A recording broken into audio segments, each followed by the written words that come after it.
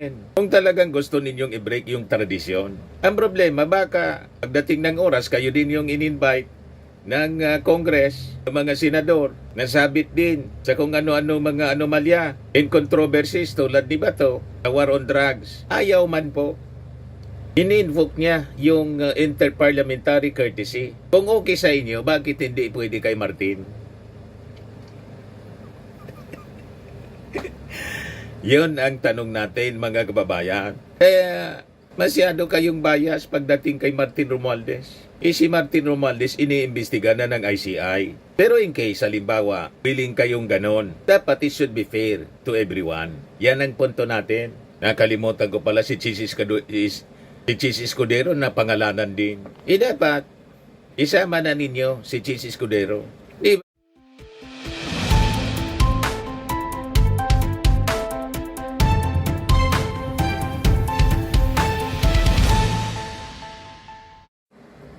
Hello po mga kababayan, si Dante Maravillas. Ito ngayon yung balita, mga kababayan, kahapon.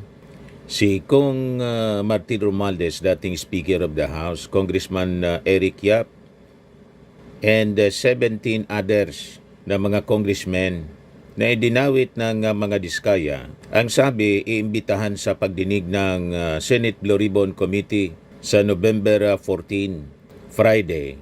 Ayon kay Senator Ping Lacson, siya plus yung 17 congressmen mentioned by the Diskaya couple including Congressman Eric Yap, yan yung iimbitahan namin through the speaker, sabi po ni Ping Lacson. Si Saldico, we're extending our invitation kung pupwede siya mag-participate via Zoom. Ayon sa senador na muling umupo bilang chairman ng committee, Senate Blue Ribbon Committee, mga kababayan. Di ano niya, Mr. Maravillas, ang position mo dyan. Ang posisyon natin, mga kababayan, kung yung Senado will break tradition, yung tinatawag na interparliamentary courtesy, then dapat fair, patas. Tawagin nila lahat, hindi lang yung isa o dalawa. Isa lang nila, pati mga senador. At pag yung Congress, halimbawa, inimbita din yung mga senador sa katulad na inquiry, dapat wala ding senador, mga kababayan, ang mag-invoke ng interparliamentary courtesy tulad po ni Bato de la Rosa. Di ba in-invite, mga kababayan, si Bato de la Rosa, ayaw niyang mag-attend. Ayan Senator Bato de la Rosa invoke interparliamentary courtesy to decline invitations to testify at House of Representatives hearings concerning the drug war. He argued that as a senator, he should be accorded with this courtesy to avoid setting a precedent of senators being compelled to attend the other chamber's probes, which could disrupt legislative work.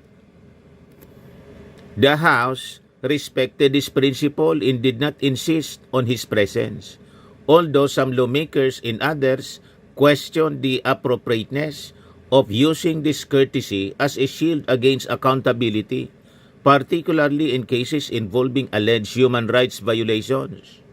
De la Rosa's justification, he stated he was following the guidance of Senate leadership to respect the practice of interparliamentary courtesy, which is a tradition observed between legislative chambers. He argued that if the House had found any irregularities, they should have filed cases in court, as he is ready to face legal proceedings based on evidence rather than sentiment. Ano yung response ng Congress? The House acknowledged and respected the principle of interparliamentary courtesy, which is why it did not insist on De La Rosa's presence at hearings. So yun ang posisyon natin, mga kababayan. Dapat patas. Hindi nga napilit si Bato de la Rosa. Tapos, pipilitin ninyo si Martin Romualdez, another congressman. Kung limbawa, gusto ninyong i-break yung tradition, yung tinatawag na interparliamentary courtesy, then it should be applied to everybody. Unang-una, ang dapat ninyong unahin na imbestigahan, yung mga senador mismo, nasa bakuran ninyo. Hindi na kailangan lumipat pa ng bakuran mula sa Senado to Congress, House of Representatives. Si Mark Villar, bakit hindi ninyo isalang sa sa investigasyon. Si Jingo Estrada, si Villanueva. Itong si Jingo Estrada at Villanueva, imbes na sila yung tinatanong, sila yung nagtatanong. O diba? Imbes sila yung iniimbestiga ninyo, sinama ninyo sa investigador. Di ba mali? Mga kababayan, yan ang punto natin. Kung talagang gusto ninyong i-break yung tradisyon. Ang problema, baka pagdating ng oras, kayo din yung in-invite ng Congress, ng mga senador, nasabit din sa kung ano-ano mga anomalya and controversies tulad ni Bato, the war on drugs. Ayaw man po. In-invoke niya yung interparliamentary courtesy. Kung okay sa inyo, bakit hindi pwede kay Martin? Yun ang tanong natin, mga kababayan. Masyado kayong bias pagdating kay Martin Romualdez. Si Martin Romualdez iniimbestiga na ng ICI. Pero in case, halimbawa, willing kayong ganon, dapat it should be fair to everyone. Yan ang punto natin. Nakalimutan ko pala si Chis Escudero na pangalanan din. Dapat, isama na ninyo si Chis Escudero. Di ba? Now, bakit mayroon pong tinatawag na interparliamentary courtesy? That courtesy rule, mga kababayan, exists for a reason. May rason kung bakit siya ginawa as a rule. Matagal na itong tradisyon sa pagitan po ng Senado at Kamara, yung tinatawag na interparliamentary courtesy, yung respeto sa bawat mambabatas ng dalawang kapulungan, Senado at House of Representatives, Lower House. Ang ibig sabihin nito, hindi basta-basta iniimbestiga ng Senado ang kasalukuyang miyembro ng Kamara. Ganon din po sa Lower House. Hindi din basta pwedeng imbestiga ng Kamara yung isang miyembro ng Senado, kasalukuyang member ng Senado. Yun nga yung nangyari kay Bato de la Rosa. In-invoke niya yung kanyang interparliamentary courtesy tinatawag. Ano ang rason? Para maiwasan po yung yung pamumulitika at paninira magamit sa investigasyon, mga kababayan. Yan ang rason. Ito mismo ang ginawa ng Quadcom kay Bato at Go sa hearing tungkol sa AJK. So never po nila na pinatawag yung dalawang senador because of the tradition at respeto sa Senado. Pero ngayon, parang magkakaroon na po ng pagbasag sa long-standing tradisyon na to. Dahil sa plano nila na ipatawag yung mga congressmen as reported po ng GMA, including si dating Speaker Martin Romualdez. Ngayon, balikan po natin na sa background yung mga personalities at mga pangyayari sa kwento po ng flood control scandal. Noong SONA, nilabas ng ating Pangulo ang kanyang galit sa nangyari pong massive korupsyon. Then, makalipas yung ilang linggo, discover yung mga kalokohan ng mga diskaya at iba pang mga contractors po, 15 na mga top contractors po sa buong Pilipinas ang pinangalanan po ng ating Pangulo. Comes now the investigation boss ng Senado at ng Congress. Pero sa kabila po ng mga testimonies at kakulangan ng mga ebidensya o kahit man lang mga kwento laban kay Martin Romualdez, nangibabaw pa rin yung mga walang basiyang akusasyon. Yung pilit na kwento, lalo na po yung affidavit ni Orly Gutesa na lumabas, peke yung notaryo. Yun ang nagtuturo kay Martin Romualdez. Pero ang totoo, mga kababayan, hanggang ngayon, walang direktang nag-uugnay sa dating speaker sa korupsyon dito sa flood control scandal. Kaya nga po hindi man siya kasama. Inirekomenda ng ICI sa ombudsman para kasuhan po.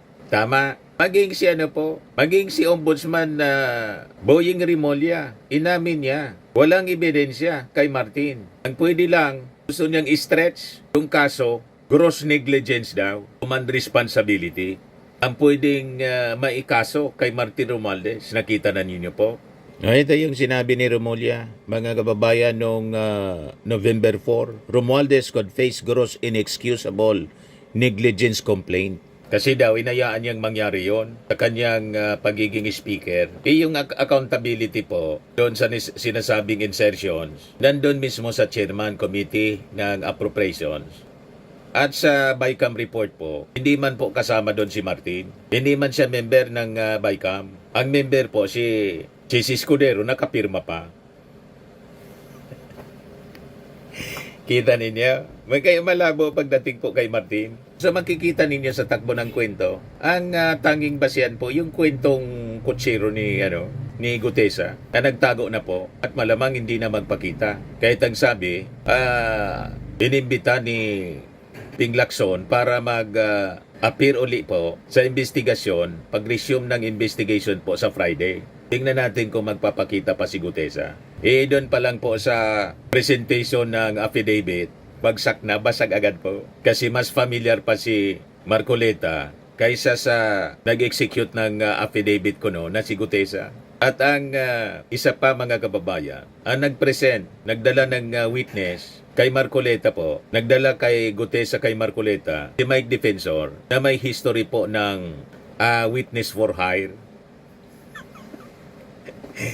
Nakita ninyo ba? Kaya napakaina ng basihan sa pagsangkot kay Martin Romualdez sa iskandalo. So makikita ninyo po na yung trail of corruption leads somewhere out there, or leads elsewhere. Mga kababayan, may ibang tinutumbok base sa mga ebidensya at sa totoong kwento ng may mga personal knowledge mismo sa flood control scandal. Tulad po ni Engineer Bryce Hernandez, ni Engineer Alcantara, at saka po ni Yusek DPWH, former Yusek Bernardo. Malinaw po sa mga salaysay ng tatlong itong witnesses at sangkot mismo sa anomalya, ang mga lumulutang na pangalan po ay pangalan ng mga senador. Si Chis Escudero, si Jingo Estrada, si Joel Villanueva, at iba pa. O bakit hindi nila tinatanong itong mga kasama nila mismong mga senador? Ang nangyayari po sa investigasyon ng Senado, yung dapat imbestigahan muna nila, yung mga kasama nila, si Jingoy, si Villanueva, imbes na sila yung tinatanong, sila yung nagtatanong. Ano ba mga kababayan? Dapat sila yung tinatanong muna. Sila yung tinuturo, sila yung binabanggit palagi. Bakit hindi ninyo tinatanong? Bakit ang nangyayari po sa investigasyon ng Senado, kasama sila sa nagtatanong? At binibigyan pa ng pagkakataon na mag-grandstanding. Yan ang tanong natin mga kababayan. Kompleto sa kanila po ang trail, chain of sworn statements, kumbaga, mga kababayan. So ibig sabihin po, ang punto natin, kung magkakaroon po ng investigasyon sa Friday, dapat silang unang iupo, isa lang. Isa lang sila mismo muna. Sila yung tanungin. Hindi dapat sila kasama sa nagtatanong. Sila yung dapat tinatanong kasi sila yung mismong direktang itinuro. Na-mention sa mga affidavit po ni Bryce Hernandez, ni Alcantara, ni Yusek Bernardo. Ngayon, walang mahanap po na koneksyon kay Martin Romualdez. Kaya parang gustong i-stretch yung kwento para isabit si Martin. Ito base sa sinabi ni Remulla, mga kababayan. Ombudsman Remulla, Romualdez could face gross inexcusable negligence complaint. So ang sinasabi ni Boyeng Remulla, nagpabaya daw si Martin Romualdez. After niyang sabihin na wala talagang ebidensya laban kay Remulla ay kay Romualdez. So ito yung sinasabi natin. Paano naging kasalanan ni Juan ang kasalanan ni Pedro? Di ba? Kasi speaker daw siya. Bawat congressman po, lalo mga chairman ng mga committees, may kanya-kanya silang responsibility and accountability. Hindi mo pwedeng sabihin na yung naging kasalanan ni Saldico, kasalanan ni Martin. Di ba? For any member of Congress, pag nagkaroon ng mga lapses sa trabaho, nasangkot sa kung ano-anong anomalya, dapat panagutan na ni Martin Romualdez. Hindi yan ganun. Bawat member ng Congress, may kanya-kanya silang responsibility and accountability. Tama po? Hindi ko mo ama ng Congress as speaker si Martin. Ang kasalanan ng kanyang mga anak, kasalanan ng ama. Wala yon sa Luchi, kahit po sa Bible. Hindi ganyan po. Kahit sa pamilya, kasalanan ng tatay, kasalanan ng tatay, kasalanan ng anak, kasalanan ng anak. Lalo pa kung mga responsible individuals na sila, hindi yung minor de edad. Di ba? Wala man pong minor de edad dyan sa Congress. Meron mga may saltik.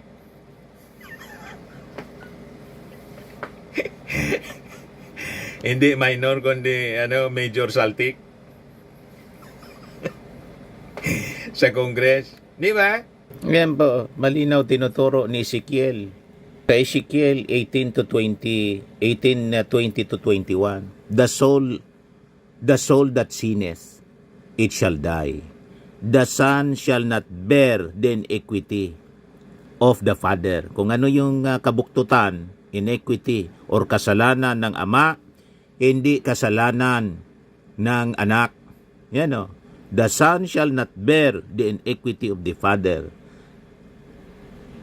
Neither shall the father bear the iniquity of the son. The righteousness of the righteous shall be upon him, and the wickedness of the wicked shall be upon him. Kung ano yung kabutihan ng isa, kabutihan din niya. Iyon. At yung kabuktutan ng isa, kabuktutan niya. Halimbawa ako gumawa ng kabuktutan, walang kinalaman doon sa kabuktutan kong ginawa yung tatay ko or yung kapatid ko. Walang kinalaman doon or kaibigan ko. Ang gusto ninyong mangyari, yung nagawang kasalanan ng mga congressmen, halimbawa si Saldico, kasi Saldico yung tinuturo, Chairman Committee on Appropriation, kasalanan na yun ni Martin Romualdez. Mali yung ganun mga kababayan, na parang yun ang ibig sabihin ni Boying Rimulya. Mali doon si Boying. Diba po? In fact, ang tama yung sinabi po ni Senator Win Gatchalian. Sabi po ni Win Gatchalian sa isang interview na bawat chairman, bawat committee, may kanya-kanya silang accountability, responsibility, and discretion. So dapat ganun din ang pagtrato sa Congress. Di ba po? So hindi lahat ng kilos ni Saldico kasalanan mga kababayan ni Martin Romualdez. Kasi bawat isa sa kanila may accountability and responsibility. Yan ang malinaw po.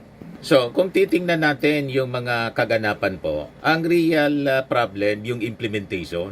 Doon nagkalukuhan po. Sa implementation, kung hindi po substandard cost, hindi po sa pagbalangkas ng pondo. Ang pondo, ipinasa ng Kamara po sa BICAM, Bicameral Conference Committee in good faith. Sa BICAM po, si Senator Chis Escudero na dating Senate President ang nangontrol. At doon nga po, may pirma siya. Then, pinirma naman po ni President Bongbong Marcos yung GAA in good faith. Kaya, kung may mga anomalya na na-discovery po at dapat na imbestigahan, ang tanong, bakit si Martin Romualdez lang? Bakit hindi ang mga senador na nagmaniobra sa Bicameral Conference Committee na si Martin Romualdez hindi man po nangialam doon? By tradition, ang speaker hindi man po member ng BICAM, pati yung Senate President. Kaya lang na iba yung pangyayari kasi brinake yung tradition ni Chis Escudero. Siya, as Senate President, nangialam, pumirma pa. Yan Kaya sabi ni Benji Contreras po, sa post niya noong October 5, panay ang bintang ni Escudero na si former Speaker Martin Romualdez ang utak ng insertions, pati ng corruption sa flood control projects, pero hindi siya kasama sa Bicameral Conference na nagpasa ng 2025 budget. GAA pala, 2025 GAA, kung saan napakalaki ng budget insertions. Si Escudero ay kitang-kita na nakapirma siya sa BICAM report para sa 2025 budget, kung saan sinasabing meron siyang 142.7 billion pesos na insertion. Walang may pakitang ebidensya si Escudero sa mga bintang at aligasyon laban kay Romualdez, pero maraming ebidensya nagtuturo sa kanya. Yan po yung mga nakapirma. Si Grace po, si Saldico, yan, mga congressmen ito. Ito yung mga senador, congressmen, palaki natin. Ayan siya, mga kababayan. Senator Francis Chis Escudero, Senate President. Wala man Martin Romualdez dyan. Walang pangalan, walang pirma. You see, ginugulo nila ang kwento, mga kababayan. Pero pag tiningnan mo yung ebidensya, wala man pong ebidensya. Mayroon lang po, kwentos nila, kwentong kutsiro. Ang maririnig mo, mga propaganda nila, mga kababayan. Ngayon ang paulit-ulit nating nililinaw po kasi paulit-ulit nilang ginugulo ang kwento. So ang malinaw po, walang ebidensya kay Martin. Ang testigo sa kanya, laban sa kanya, si Orly Gutesa, discredited na po. Ang sumira ng kanyang pagkatao, yung sarili man lang niya po ang nasira. Kasi mismo doon sa testimony niya, hindi siya familiar. Ang nagtuturo sa kanya, nagkukot sa kanya, si Marcoleta mismo. Napag-alaman pa, prove na po sa RTC Manila, yung affidavit niya po, yung notaryo po, peke. At hindi na ngayon nagpakita. In-invite ng DOJ, hindi na po nagpapakita. Di ba? At malamang hindi din magpakita sa Friday. So makikita ninyo po, ang trail ng iskandalo, corruption scandal sa flood control, tumuturo po sa ilang mga senador. Kay Chis Escudero, kay Jinggoy, kay Joel Villanueva. Malamang madagdagan pa yung mga senador na masasabit. Yung iba nagdi-deny, yung iba tahimik. O diba? Sila mo na ang tanungin ninyo. Kasi sila ang itinuturo base sa ebidensya. Now, kung bibigyan ng respeto pa rin yung tinatawag na interparliamentary courtesy, dapat po iwasan siguro ng Senado yung pamumulitika sa kapwa institusyon. Ganon. Pero kung gusto na nilang i-break yung interparliamentary courtesy, wala mang problema. Pero dapat patas. Lahat ipatawag. Pati yung mga senador na sinasangkot. Unahin nyo na dapat tanungin. Nandyan lang sa bakuran ninyo. Kasama ninyo mismo. Wag dapat sila yung nagtatanong. Dapat sila yung tinatanong. Wag puro drama. Patas dapat. Hindi yung patas-patasan. Di ba po? Ipapatawag ninyo yung mga congressmen. Kasama si dating Speaker Martin. Ipatawag na ninyo lahat.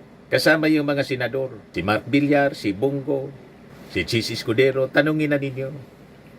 Hindi yung sila yung nagtatanong. Sila yung dapat na tinatanong para magpaliwanag. Sila yung mismong nakapirma.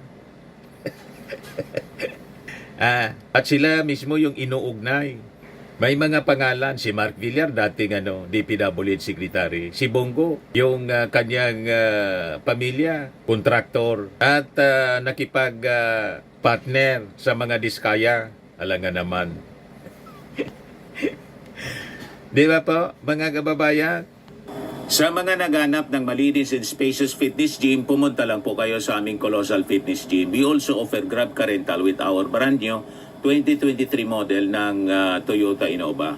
We also accept booking for those who are planning to travel via PAL, Cebu Pacific, and other airline companies, local and international, and bills payment for Meralco Bills, PLDT, Aleco Bills, etc. Ang Colossal Fitness Gym is located at 3rd floor Security Bank Building, Landco Business Park, Legazpi City, Albay. For inquiries, look for Chilon Maravillas. Contact number 0966-802-0949. Yan yung aming Innova. Lagi na pong matao sa amin.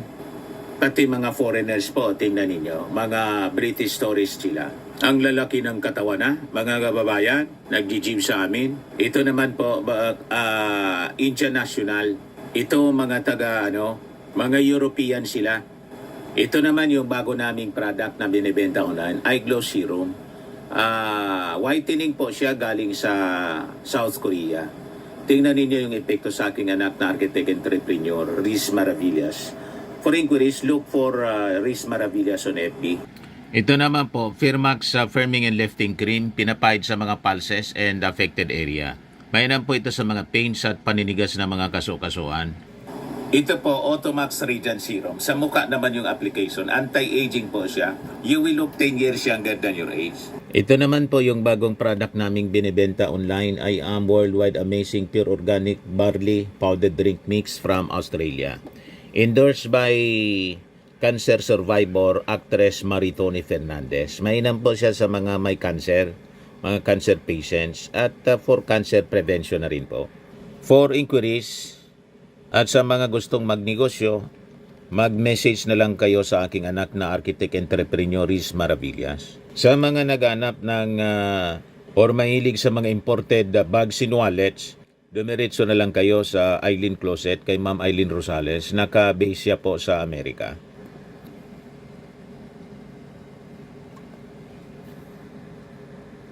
Sa mga mahilig po magpa-spa, pati mga dental services, Pamper City by OMG, your luxury escape.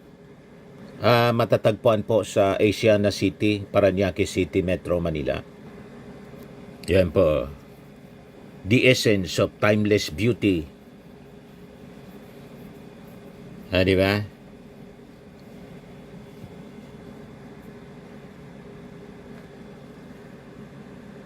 Escape sauna ritual, 899 pesos lang. 30-minute service.